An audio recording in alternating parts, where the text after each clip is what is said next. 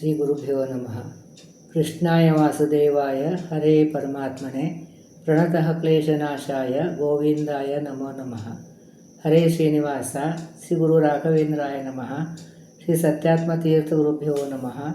ಶ್ರೀ ಜಗನ್ನಾಥದಾಸ ಗುರುಭ್ಯೋ ನಮಃ. ಎಲ್ಲರಿಗೂ ನಮಸ್ಕಾರ. ನಾವು ನಾಡಿ ಪ್ರಕರಣ ಸಂಧಿಯ ಅರ್ಥಾನುಸಂಧಾನವನ್ನು ಸಂಕ್ಷಿಪ್ತವಾಗಿ ನೋಡ್ತಾ ಇದ್ದೀವಿ. ಯಾವುದೂ ವಿಷಯವನ್ನು ಸ್ಕಿಪ್ ಮಾಡಲಾರ್ದೇನೆ ಎಲ್ಲ ವಿಷಯ ಕವರ್ ಮಾಡಿ ಸಂಕ್ಷಿಪ್ತವಾಗಿ ಹೇಳ್ತಾ ಇದ್ದೇನೆ. ಹರಿಕಥಾಮೃತ ಸಾರ ಗುರುಗಳ ಕರುಣದಿಂದ ಪಣಿತು ಕೇಳುವೆ, ಪರಮ ಭಗವದ್ ಭಕ್ತರಿದನಾದರದಿ ಕೇಳುವುದು. ಮೊದಲೇ ನೋಡಿ, ವಾಸುದೇವನು ಪ್ರಾಣಮುಖ ತತ್ವೇಶರಿಂದಲೇ ಸೇವೆ ಕೈಗೊಳ್ಳುತ್ತ ಈ ಶರೀರದೊಳಿಪ್ಪ 36 ಸಹಸ್ರ. ವಾಸುದೇವನು ಅಂತಂದರೆ ಸರ್ವೋತ್ತವ್ಯಾಪ್ತನಾದಂಥ ಮುಕ್ತಿಪ್ರದನಾದಂಥ ವಾಸುದೇವರೂಪಿ ಪರಮಾತ್ಮ ಪ್ರಾಣಮುಖ ಅಥವಾ ಮಹತ್ತತ್ವ ಅಭಿಮಾನಿಯಾದಂಥ ಬ್ರಹ್ಮವಾಯು ಅಂತರ್ಗತ ವಾಯು ಅಂತರ್ಗತ. ಎಲ್ಲಿ ನಾವು ಬ್ರಹ್ಮ ವಾಯು ಇಬ್ಬರು ಒಂದೇ ಕಕ್ಷೆ ಇರೋದಕ್ಕೆ ಒಬ್ಬರು ಹೇಳಿದ್ರೆ ಇನ್ನೊಬ್ಬರದ್ದು ನಾವು ಗ್ರಹಣ ಮಾಡಬೇಕು. ವಾಯುದೇವರ ಮತ್ತು ತತ್ವೇಶರಿಂದಲೇ ತತ್ವಾಭಿಮಾನಿ ದೇವತೆಗಳಿಂದ ಕೂಡ ಸೇವೆ ಕೈಗೊಳ್ಳುತ್ತಾ ಸೇವೆ ಸ್ವೀಕಾರ ಮಾಡ್ತಾ ಈ ಶರೀರದೊಳು 36 ಸಹಸ್ರ. ಈ ಶರೀರೊಳಗೆ 36,000 ನಾಡಿ, ಅಂದರೆ ಬಲಕ್ಕೆ 36,000, ಎಡಕ್ಕೆ 36,000 ನಾಡಿಯೊಳಗಡೆ ಈ ಸುನಾಡಿಗಳೊಳಗೆ, ಸುನಾಡಿ ಅಂತ ಹೇಳಿದ್ದಾರೆ. ಅಂದರೆ ಅಲ್ಲಿ ಪ್ರಕಾಶಮಾಗಿ ಭಗವಂತ ವ್ಯಾಪ್ತನಾಗಿದ್ದಕ್ಕೆ ಸುನಾಡಿ ಅಂತ ಹೇಳ್ತಾರೆ. ಶ್ರೀ ಭೂಮಿ ಸಮೇತ, ಅಂದರೆ ಶ್ರೀ ಭೂದುರ್ಗಾ ಸಮೇತನಾಗಿ ಭಗವಂತನಿಗೆ ವ್ಯಾಪ್ತನಾಗಿದ್ದಾನೆ. ವಿಹಾರಗೈವ, ಅಂದರೆ ಇದು ಸಲೀಸವಾಗಿ ಕಾರ್ಯವನ್ನು ಮಾಡ್ತಾನೆ. ಏನು ಕಾರ್ಯಗಳನ್ನು ಮಾಡ್ತಾನೆ? ಎಲ್ಲ ರಸವನ್ನು ಎಲ್ಲರೂ ಎಲ್ಲ ಇಂದ್ರಿಯಗಳಿಗೆ ಕೊಟ್ಟು ಸಮಾನವಾಗಿ ಹಂಚಿ ಆ ಇಂದ್ರಿಯಗಳಿಗೆ ಪುಷ್ಟಿಯನ್ನು ಕೊಡ್ತಾನೆ. ಅದನ್ನು ಅವನು ಮಾಡುವಂತಹ ಕಾರ್ಯಗಳನ್ನು ಅಲ್ಲಿ ದೇವತೆಗಳು ನೋಡಿ ಅಲ್ಲಿಗೆ ಪೂಜೆ ಮಾಡ್ತಾನೆ ಅಂತ. ಈ ಪರೇಶನ ಅಮಲ ಸುಮೂರ್ತಿವ ಚಿಂತಿಸುತ್ತ ಹಿಗ್ಗುತ್ತಿರು. ಸೊ ಅಲ್ಲಲ್ಲಿ ಭಗವಂತನ ರೂಪಗಳನ್ನು ಚಿಂತನೆ ಮಾಡಿ ಶ್ರೇಷ್ಠವಾದಂಥದ್ದು, ಉತ್ತಮವಾದಂಥ ಲಕ್ಷ್ಮೀನೇ ಒಡೆಯನಾದಂಥ ಭಗವಂತ ಅವನ ಅಮಲದ ಶುದ್ಧ ನಿರ್ದುಷ್ಟ ಸಚ್ಚಿದಾನಂದ ರೂಪಿ ಪರಮಾತ್ಮನ ಚಿಂತನೆ ಮಾಡು. ಚಿಂತಿಸಿ ಹಿಗ್ಗುತ್ತಿರು, ಸಂತೋಷ ಪಡುವಂತಾನೆ. ಇಷ್ಟು ರೂಪದಿಂದ ಭಗವಂತನ ಒಳಗಡೆ ವ್ಯಾಪ್ತನಾಗಿದ್ದಾನೆ ಅಂತ ತಿಳ್ಕೊಂಡು ಅದನ್ನು ನಾವು ಚಿಂತಿಸೋದು ಹಿಗ್ಗಬೇಕು, ಸಂತೋಷ ಪಡಬೇಕು ಅಂತ ಹೇಳ್ತಾರೆ. ನಾವು ಹರಿಕಥಾನುಸಾರ ಕಳೆಯುವಾಗ ಇದು ಏನು ಕಷ್ಟಪ್ಪ, ಏನು ತಿಳಿಯೋದಿಲ್ಲ ಅಂತ ಈ ಭಾವನೆಯಿಂದ ನಾವು ಕೂತ್ಕೋಬಾರ್ದು. ನಾವು ಇದು ಕಠಿಣವಾಗಿದೆ, ಅದಕ್ಕೂ ನಾವು ಪ್ರಯತ್ನ ಮಾಡಿದರೆ ಗುರುಗಳ ಅನುಗ್ರಹದಿಂದ ಆಗ್ತದೆ ಅಂತ ಒಂದು ಭರವಸೆಯಿಂದ ನಾವು ಕೂತ್ಕೋಬೇಕು. ಆಮೇಲೆ ಅದು ಅಲ್ಲಿ ಬಂದಂಥ ಅರ್ಥ ನೋಡಿ ಸಂತೋಷ ಪಡಬೇಕು. ಭಗವಂತ ಎಷ್ಟೆಷ್ಟು ಕಾರ್ಯ ಮಾಡಿದಾನಪ್ಪ ಇಲ್ಲಿ ಅಂತ ಸಂತೋಷ ಪಡಬೇಕು.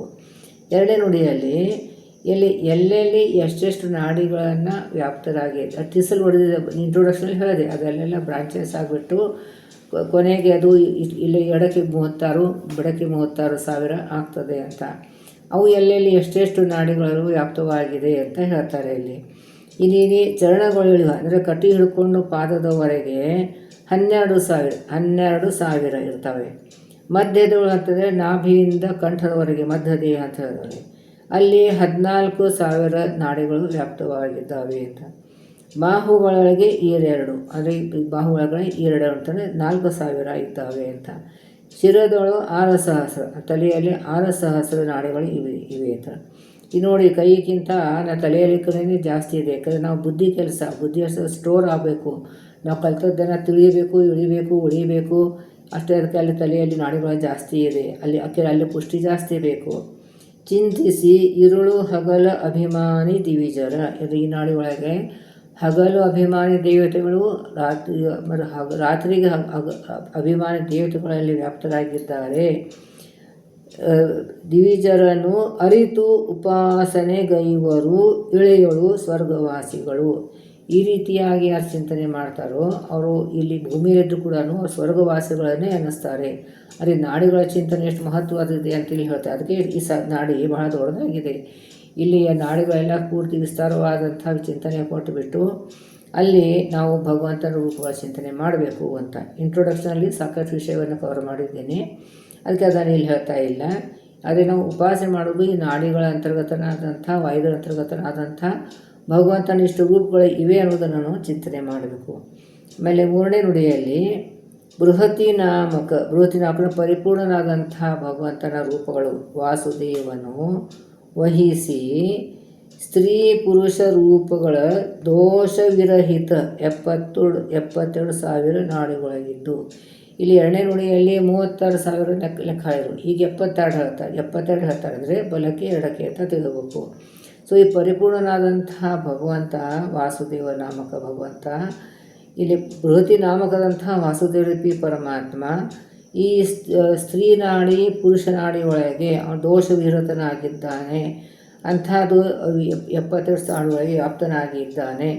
ದ್ರುಹಿಣ ಮೊದಲಾದವರ ಬ್ರಹ್ಮ ಮೊದಲಾದ ಎಲ್ಲ ದೇವತೆಗಳಿಂದ ಪೂಜಿತ ಸನ್ಮಹಿತ ಪೂಜಿತನಾಗಿ ಭಗವಂತ ಸರ್ವ ಪ್ರಾಣಿಗಳ ಅದೇ ದೇಹ ದಾನ ಮಾಡಿದಂಥ ಎಲ್ಲ ಚೇತನ ರಾಶಿಗಳು ಮಾಡಿದಂಥ ಸಕಲ ಪ್ರಾಣಿಗಳಲ್ಲಿ ಮಹಾಮಹಿಮ ಸಂತೈಸುವನು, ಮಹಾಶ್ರೇಷ್ಠವಾದಂಥದ್ದು ಗುಣಪೂರ್ಣನಾದಂಥದ್ದು ಕರುಣಾಳವಾದಂಥ ಈ ಭಗವಂತ ಸಂತೈಸುವನು, ಸಂತತ ಪರಮಕಾರಣ ಸತತವಾಗಿ ಸಂತೋಷವನ್ನು ಉಂಟು ಮಾಡಿಕೊಡ್ತಾನೆ ಎಲ್ಲ ಜೀವರಾಶಿಗಳಿಗೆ.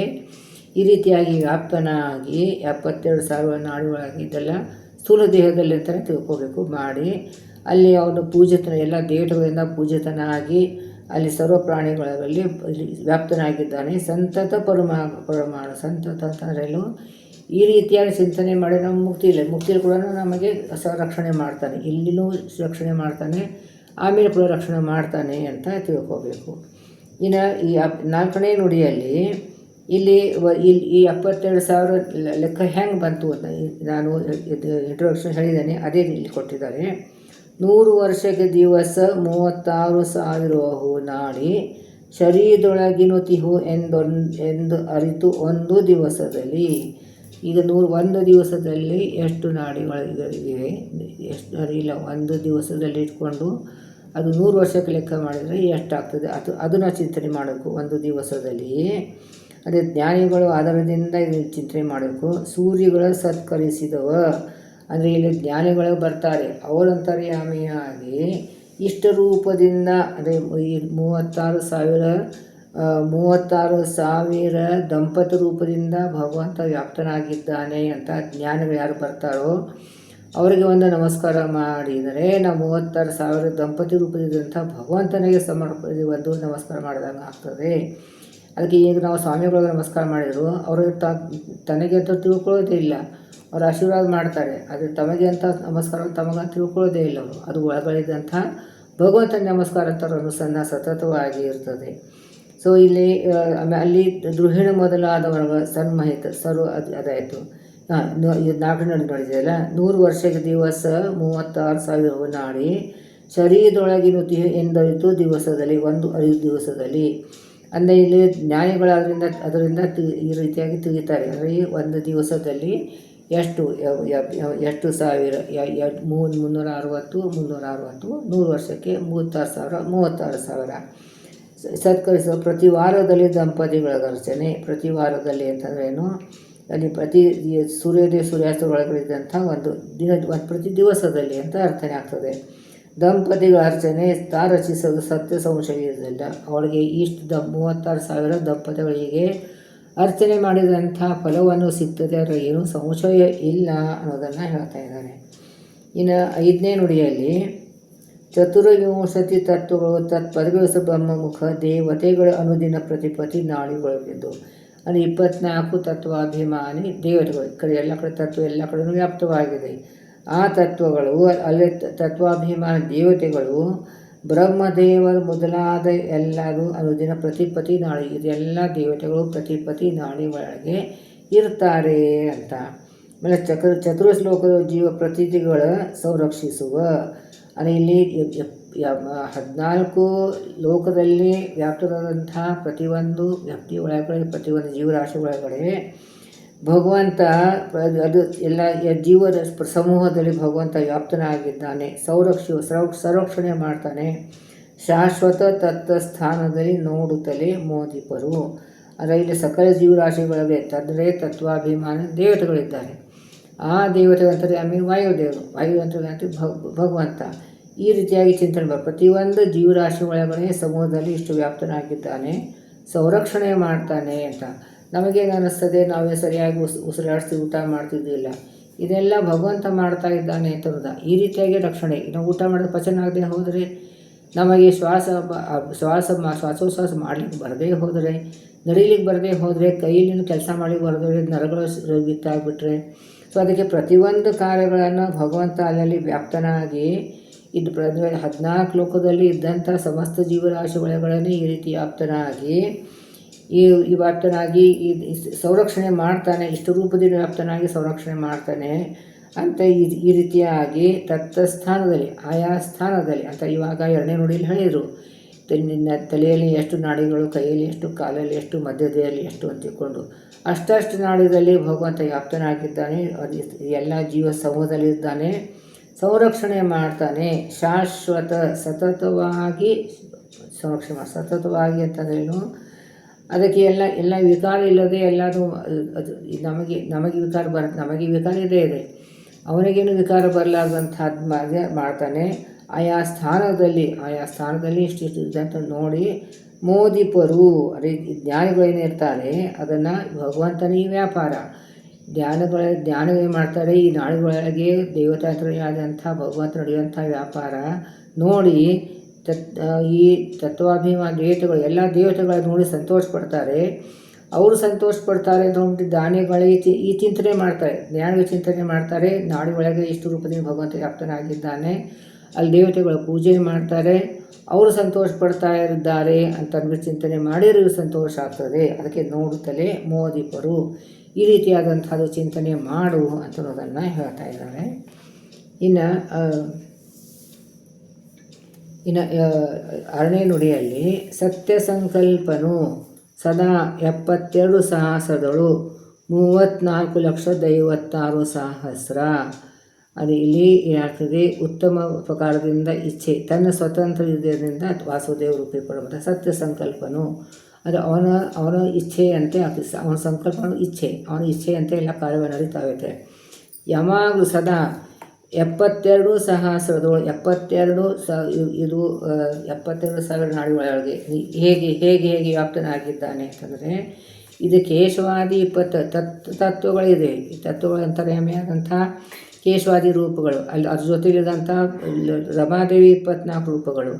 ಹೀಗೆ ಅದು ಈ ರೀತಿ 34,56,000 ಅದು ಇಷ್ಟೆಲ್ಲ 72,000 ಒಳಗಡೆ ಈ ರೀತಿಯಾಗಿ ವ್ಯಾಪ್ತನಾದಂಥ ಅದು ಅಂದರೆ 74, 24, 48 48 ಇಂಟು 72,000 ಅಂದರೆ ಇಲ್ಲಿ 34,56,000 ರೂಪದಿಂದ ಭಗವಂತ ವ್ಯಾಪ್ತನಾಗಿದ್ದಾನೆ.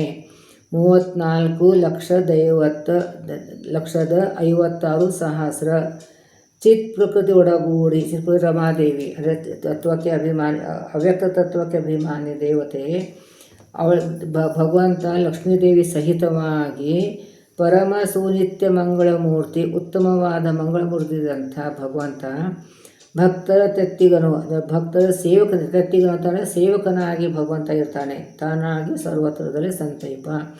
ಅವಾಗ ಸರ್ವತ್ರದಲ್ಲಿ ಅಂತಂದ್ರೇನು, ಎಲ್ಲ ಅವನ ದೇಶ ಕಾಲದ ಬಂಧನ ಆಗಿಲ್ಲ. ಎಲ್ಲ ದೇಶದಲ್ಲಿ ಎಲ್ಲ ಕಾಲದಲ್ಲಿ ತನ್ನ ಭಕ್ತರ ಸೇವಕನಾಗಿರ್ತಾನೆ ಭಗವಂತ. ಅಂದರೆ ಅರ್ಥ ಏನು, ಭಕ್ತರ ಇಚ್ಛೆಯನ್ನು ಪೂರ್ತಿ ಮಾಡ್ತಾ ಭಗವಂತ ಎಲ್ಲಕ್ಕೂ ವ್ಯಾಪ್ತನಾಗಿದ್ದಾನೆ. ಭಕ್ತರು ಹೇಗೆ ಸೇವೆ ಮಾಡ್ತಾರೆ ಅದರ ಅನುಕೂಲವಾಗಿ ಭಗವಂತನ ಅವ್ರಿಗೆ ರಕ್ಷಣೆ ಮಾಡ್ತಾನೆ, ಸೇವಕನಾಗಿರ್ತಾರೆ. ಅಂತಂದ್ರೆ ಸೇವಕ ಅಂತಂದ್ರೇನು, ಭಗವಂತ ಅವ್ರ ಸೇವಾ ಹೆಂಗೆ ಮಾಡ್ತಾನೆ ಅಂತಂದರೆ, ಮಾಡುವಂಥ ಸಾಧನೆ ಒಳಗಡೆ ಅಡೆತಡೆ ಇಲ್ಲದೇ ರಕ್ಷಣೆಯನ್ನು ಮಾಡ್ತಾನೋ ಅದೇ ಸೇವೆ ಅಂತ. ಸೊ ತನ್ನ ಭಕ್ತರನ್ನ ಈ ರೀತಿಯಾಗಿ ಅವನು ಸೇವೆ ಮಾಡ್ತಾನೆ. ಸರ್ವತ್ರದಲ್ಲಿ ಸಂತೈಪ, ಎಲ್ಲ ಕಡೆಯೂ ಎಲ್ಲ ದೇಶ ಕಾಲದಲ್ಲಿ ಭಗವಂತ ರಕ್ಷಣೆ ಮಾಡ್ತಾನೆ, ಸಂತೋಷವನ್ನು ಉಂಟು ಕೊಡ್ತಾನೆ ಅನ್ನೋದನ್ನು ಇಲ್ಲಿ ವಿಸ್ತಾರವಾಗಿ ಹೇಳ್ತಾ ಇದ್ದಾರೆ. ಇದು ಈಗ 6 ನುಡಿಯನ್ನು ಮುಗಿತು. ಮುಂದಿನ ನುಡಿಯನ್ನು ನಾಳೆ ನೋಡೋಣ. ನಾಹಂ ಕರ್ತ ಹರಿಕರ್ತ ಹರಿಪ್ರೇರಣ ಹರಿಪ್ರೀತ್ಯರ್ಥ ಪತಿ ಅಂತರ್ಗತ ಮಧ್ವಾಂತರ ಶ್ರೀ ಕೃಷ್ಣಾರ್ಪಣಮಸ್ತು. ಎಲ್ಲರಿಗೂ ನಮಸ್ಕಾರ.